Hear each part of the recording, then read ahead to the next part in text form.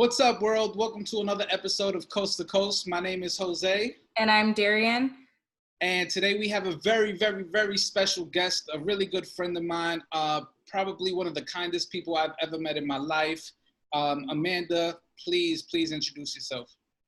Hi, I'm Amanda Cooney, yoga and Pilates instructor. We met in Vegas, which was awesome, and in South Florida now. Yeah. Craziness and hurricanes. Oh, that's right. There's a hurricane coming. Please be safe. It was like the third one. Oh my goodness. My gosh. That's why I don't leave Vegas. Yep. Hey, Amanda, wanted to ask you, can you remember your first yoga session? How did you make the decision to go? And why should somebody consider trying yoga at all? Man, my first yoga session was probably when I was a teenager, and I was just going with friends. I didn't even know what it was about. I didn't even have yoga pants. No idea what I was getting myself into, and now it's a whole culture, which is interesting. But I just kind of enjoyed the positive experience, the way the instructor kind of held the classroom from what I can remember from that long ago. Mm-hmm. What else did you ask? I'm sorry. So why should somebody consider trying yoga? So especially with everything going on right now, mental health is huge. It's very imperative. It's just taking time for yourself, if anything. There's a million different avenues that you can get into. But self-care, I think, is probably the biggest thing that I can promote right now. And yoga does that. It's a way to take care of your mind and your body, internally and externally, depending on what your goals are. Yeah. Can you explain the difference between yoga and Pilates? Because I have no idea about anything. Absolutely. It's actually one of the most common questions, so that's okay. Yoga is more moving and breathing, and then a lot of meditation. So it's like meditation for the body, where Pilates, it's moving and breathing also, which is why people get so confused. But it's more strengthening and toning than anything. So Pilates is it's used in physical therapy, used actually movements in Pilates as well. But Pilates kind of helps you strengthen yourself from the inside out, where yoga is, it kind of starts more in the mind. Yoga is more like a moving meditation. Oh, okay. Yeah. You talked about how yoga gives you like self-care. So what does it take away from you? What do you mean take away? So basically, what does yoga give you? Which you said, does it take anything away from you or no? Like personally, what are my takeaways from yoga? Mm-hmm. So especially with this dude, I don't get a whole lot of me time. And I've actually even been practicing with him, like laying on the floor on my yoga mat. It just kind of gets me, the perfect way I like to explain it is driving. When we drive, we hold our breath. We're thinking about our next list of destinations we need to get to. Life is kind of always like driving. You're always on the go.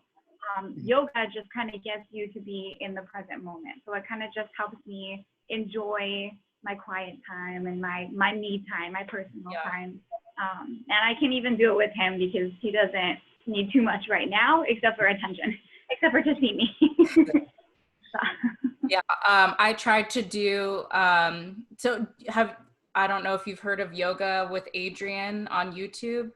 Yeah. Okay, so I tried to start that like at the beginning of quarantine, and my son, he's almost 2 now, he would be like under me and like looking at me, like, what is she doing? So it's just funny because yours is so young that like he could just lay there and watch, but my son's like all up in my face, and I'm like, okay, this is not a relaxing time for me at for you it's a little harder, but you're setting a good example.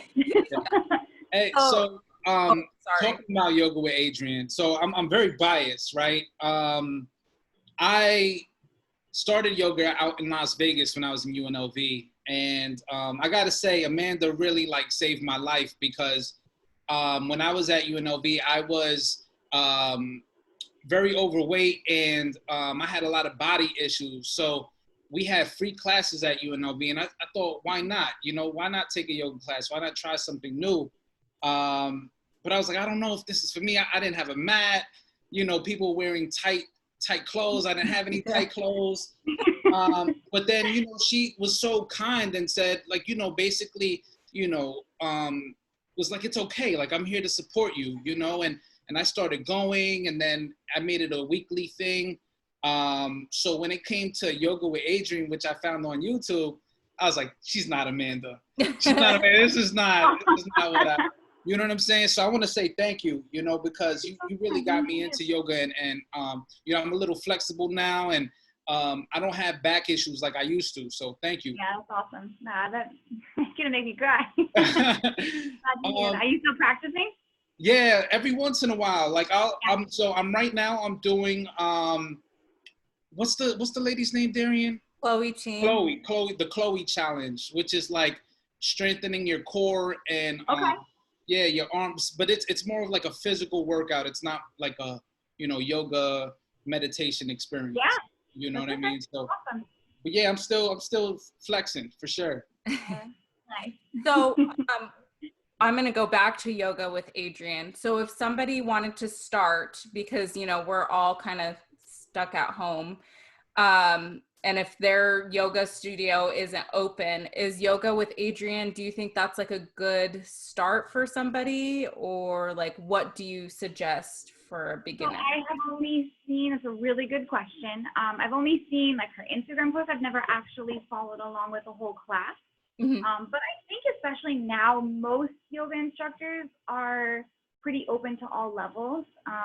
So from what I've seen on her Instagram, I would say, yeah, for sure, because she breaks down things and she's very technique oriented, very alignment oriented. So that's something that I would 100% look at it first, but I would recommend for somebody to do. Sorry, I'm getting yelled at. So what is your favorite yoga style, and how can someone find their preferred style? Ooh, that's a really, really good question. Okay, so personally, easy, my favorite, well, there's two, I guess. Ashtanga is my personal practice. I like that just because it's consistent and you can kind of measure where you are from day to day, the tightnesses and everything in the body, just kind of lets you do like a body check basically, because you do the same poses. And then restorative because it's relaxing and the complete opposite. What most people think yoga, most people's viewpoint on what yoga is. And I would probably recommend most people to start with Hatha yoga, which is what I taught in the beginning. It's just for everybody. And you can break everything down. There's no forcing into things. You can, no matter what the instructor is teaching, because there's only specific things that you do within that, you can, you know, modify and change and use props and just make sure everybody is capable and comfortable in the room, which is what's most important. Because if you're not comfortable, you're not going to come back. Yeah. So that leads kind of to my next question. I guess you kind of already answered it. So why do you think that some people are intimidated to take yoga or Pilates classes? Because of the culture that it creates. Yoga and Pilates is great. What it does for your body is incredible.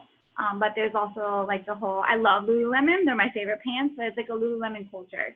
And people think that they need to buy the right clothes and wear the right thing and have the right mat to be able to go. And you don't. You need your body, and you don't even need all the limbs on your body. You just have to be in the room and be open to an experience. To experience something you haven't done before, and that's that's how you'll succeed. If somebody tries Pilates, how often should they practice it? Is it like a one and done type of thing, or do they have to go twice a week? So that's another really good question. I am thinking you guys are nailing all the good ones. I'm an advocate. Everybody's different. Everybody has different hobbies. Everybody has different personalities, which goes into training styles. So whenever there's no cut answer for everyone. Whenever I have somebody, there's some people who love CrossFit, some people who love Orange Theory, some people who just love running, people who love playing sports. So it depends on what you do outside. That's how I'll kind of recommend and base how many times to come into the studio. It depends on what your goals are, and it depends on what else you're doing. Because there's other, as much as I would love business-wise for Pilates to be the only thing that's good for everybody, that's not the case. There's so many other good training styles that people can do in combination with this. It's kind of like how like food and fitness is the total thing. So Pilates is one of those. It just kind of adds to it. Yeah. So what do you specifically, like, besides yoga and Pilates, like what else do you do? So I like functional training. That started with CrossFit, but CrossFit is scary. So I like a challenge, and I like weights, and sometimes heavy, sometimes not. I will recommend, because that's a whole culture within itself. There's like a whole CrossFit culture too, just as scary as Lululemon culture. I like kind of blending, because those guys, they train so hard and fast, and they don't understand that whole slow down side. So giving, that mindset, that mentality, like yoga and Pilates for their off days, and kind of the same thing when I'm in that mindset of training that style. That would probably be my preferred practice. But we haven't done anything in almost a year now. Is flexibility important for practicing yoga? No, not at all. No, not at all.